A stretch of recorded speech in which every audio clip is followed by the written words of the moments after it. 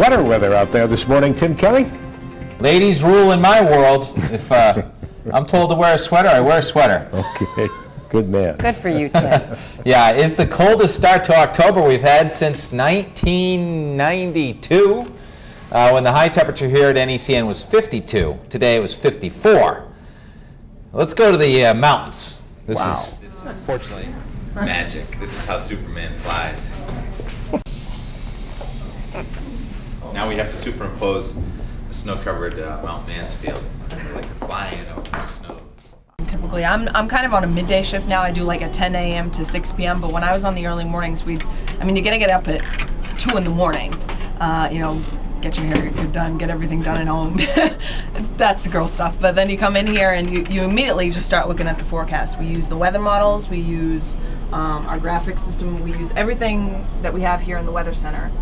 And it takes approximately 2 hours. 2 hours to prepare. To get a show together. Because it's not like the anchors where we walk in and we have a script written, we have everything all done. We have to make all the graphics ourselves. And the forecast. And the forecast. So we have to build all the graphics from scratch. I mean, we have templates for some of it, but we have to make the forecast in order to do that. So it generally takes 2 hours to prepare for the show. Then you gotta get ready, and then the show starts at 5 a.m. and you're literally nonstop until 10 a.m. The toughest job is the morning because it's so intense.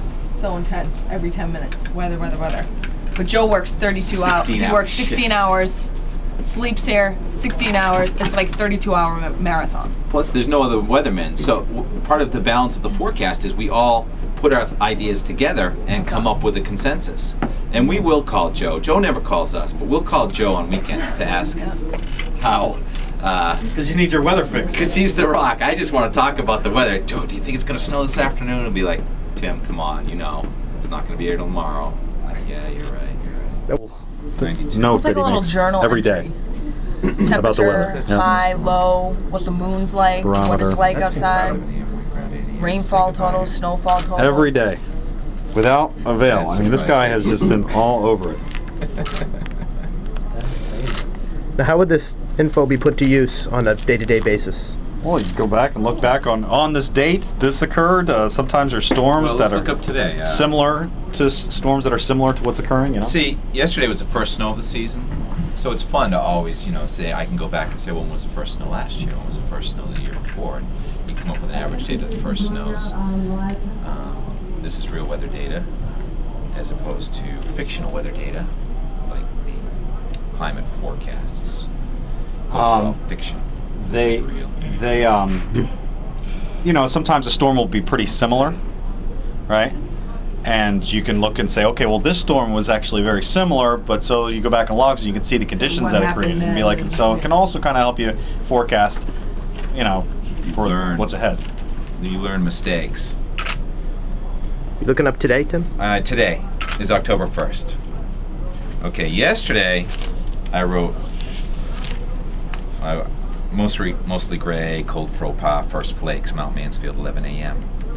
Mount Washington, 5 p.m., which is interesting. It started snowing in Mount Mansfield before Mount Washington. And then today, 1 year ago today, 5:40 cutoff, Lake Huron, full latitude trough, cold front, warm front, New England, many thunderstorms. Not that different. It's just that the snow was over in the Midwest. And 2 years ago today, put mums in ground. Roses, tomatoes, and canna lily are in bloom with a big smile. That didn't happen this year. See, it's interesting. I keep my garden notes in here.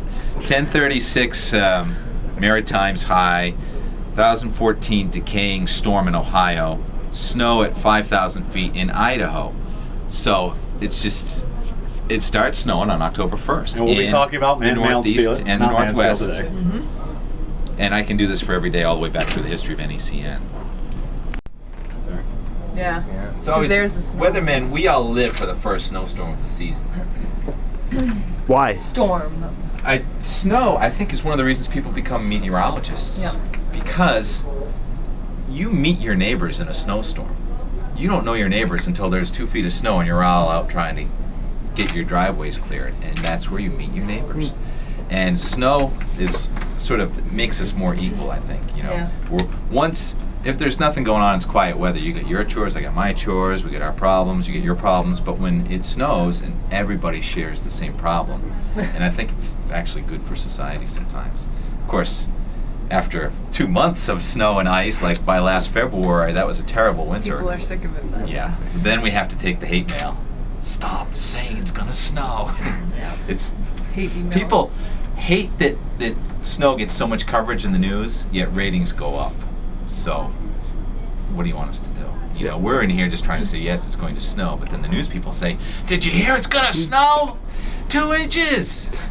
Our own radar that we have through the system, the graphic system that we have, but There's a storm with snow right now in Wyoming and severe weather in Minnesota, so that's probably the best radar. yeah.